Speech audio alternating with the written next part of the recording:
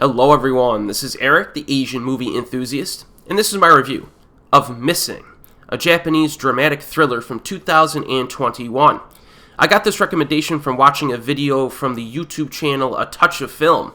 Hus ranked it as his second favorite movie from the past year or so, and I decided to prioritize it, and it was certainly good enough for a review of my own, so here we are. And I'll include a link to Hus's video in the description box below. If you want recommendations from the past year or so, like the tail end of 2021 and all of 2022, that's a good place to start. And there's a lot of Asian movies on that list that I still have yet to see, actually. So here's the plot synopsis to Missing, all right? Depressed and in debt following the death of his wife, Santoshi tells his daughter he has found a way out. He vows to find an infamous serial killer and collect the reward. But when he goes missing without a trace, his daughter must search for him.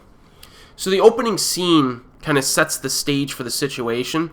We see the daughter kind of running frantically to a convenience store where her father has been nabbed for shoplifting because he was short on money and decided to steal the item instead of paying for it. This guy does not seem to be very reliable, and his appearance is very kind of like disheveled. But he seems like a decent enough guy at first, who's simply going through a rough patch emotionally.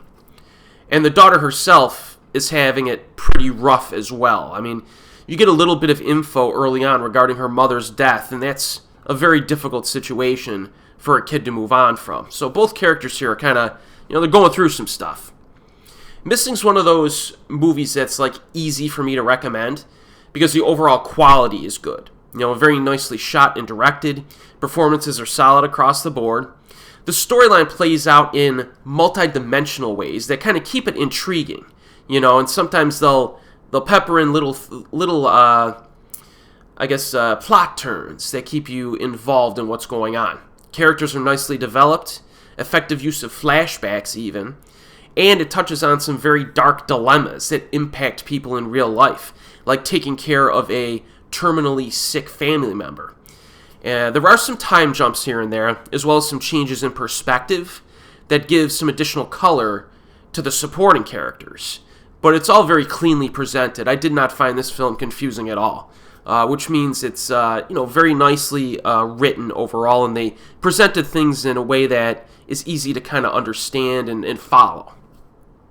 But it still gives it a little bit of depth. So it seems to be completely classy at first, but there are a few little moments in this that get pretty dark. You know what I mean? Even slightly shocking, I would say.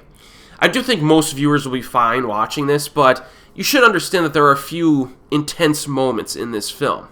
And in my opinion, those moments help to make the movie better and give it some more dramatic impact. But this movie definitely has a little bit of an edge to it. This is a deliberately paced film, though.